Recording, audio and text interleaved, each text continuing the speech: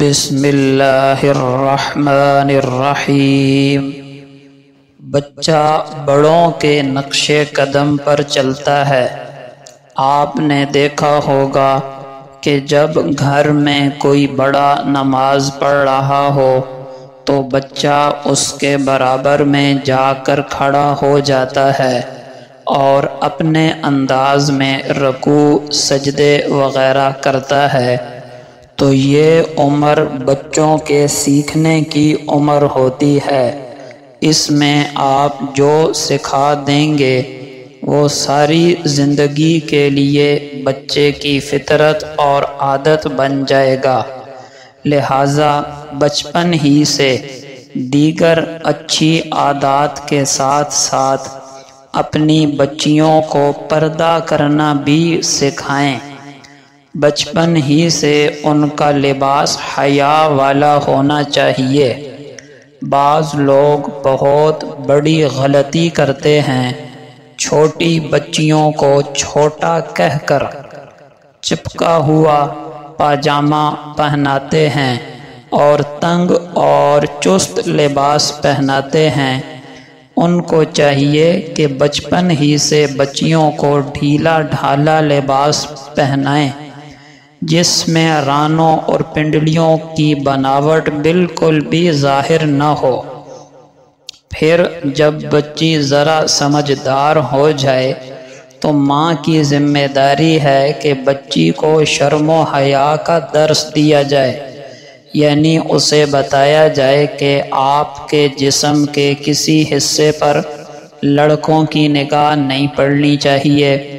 آپ نے لڑکیوں میں کھیلنا ہے، لڑکوں میں نہیں کھیلنا۔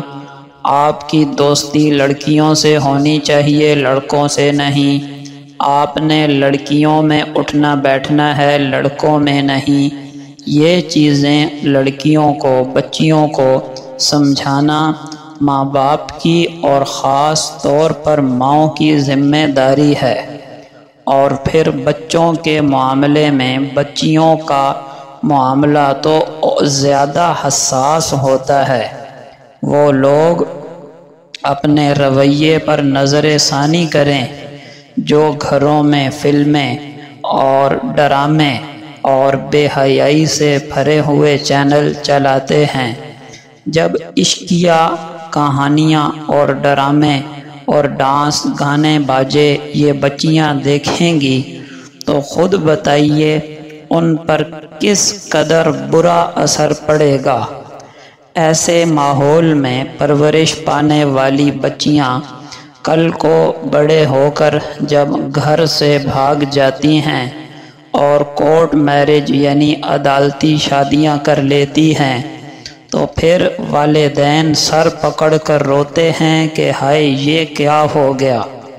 ایسی نوبت آنے سے پہلے ہی جتنا ممکن ہو اپنے حد کے، اپنی استعداد کے مطابق کنٹرول رکھیں۔ اگر آپ نے اپنے بچوں کو پکا مسلمان اور نیک اور سچا اور نمازی اور بچیوں کو باحیا بنانا ہے تو گھروں سے ڈراموں، فلموں کا کلچر مکمل طور پر ختم کرنا پڑے گا۔ گھروں میں دینی کتابوں کا مطالعہ اور تعلیم اور بچوں کے ساتھ بیٹھ کر آخرت کے اور آقا علیہ السلام کی سیرت اور صحابہ کے واقعات کا تذکرہ کرنا پڑے گا، ورنہ یہ بچے آپ کے ہاتھ سے نکل جائیں گے۔ اور یاد رکھیں، آپ کی 1000 تقریریں اور زبانی نصیحتیں بچے پر وہ اثر نہیں کرتی جتنا آپ کا عمل اس پر اثر کرتا ہے۔ وہ آپ سے سن کر نہیں سیکھتا بلکہ آپ کو دیکھ کر سیکھتا ہے۔ آپ کی ہر چیز کو کاپی کرنے کی، نقل کرنے کی کوشش کرتا ہے۔ آپ جیسا اپنے بچوں کو بنانا چاہتے ہیں، کسی بزرگ نے بڑی اچھی بات کہی کہ جیسا اپنے بچوں کو بنانا چاہتے ہو تم خود ویسے بن جاؤ، تمہیں دیکھ کر وہ بھی خود بخود ویسے ہی بن جائیں گے۔ پہلے جب کوئی آدمی شادی شدہ ہوتا اور پھر اس کے اولاد ہو جاتی تو اس کے دوست یار کہا کرتے تھے بھائی اب سنبھل جاؤ، اب تم باپ بن گئے ہو، کیا مطلب تمہاری ذمہ داری بڑھ گئی ہے۔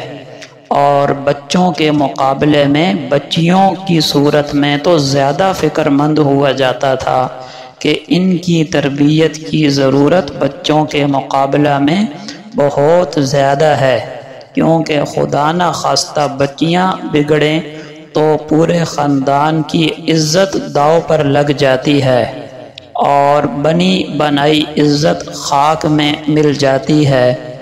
باپ اگر خود نمازی ہوگا اس کو دیکھ کر بچے بھی نمازی بنیں گے، ماں خود پردے دار ہوگی تو اس کو دیکھ کر بچیاں بھی پردہ سیکھیں گی۔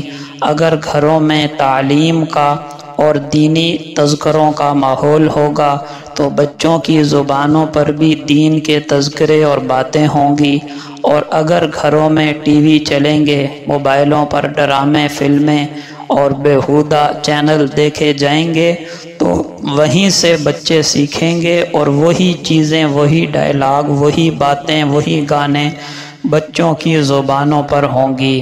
اور جب آپ کا بچہ بگڑ گیا تو یہ نہ سمجھیں کہ صرف ایک بچہ بگڑا، آپ نے اپنی نسل بگاڑ دی۔ یہی بگڑا ہوا بچہ کل کو باپ بنے گا، جب یہ بگڑا ہوا باپ ہوگا آگے اس کی نسل بھی بگڑی ہوئی ہوگی، اور یہ سلسلہ کہاں تک چلے گا؟ اور اس سب کا گناہ اس پہلے شخص پر بھی ہوگا جس نے اپنی کوتاہی سے بچوں کی دینی تربیت نہیں کی۔ جتنے صاحب اولاد ہیں اللہ پاک انہیں اپنی ذمہ داریاں سمجھنے کی بھی توفیق عطا فرمائے، اور سب کے بچوں بچیوں کو اللہ نیک صالح اور دیندار بنائے۔ آمین۔ وما علینا الا البلاغ۔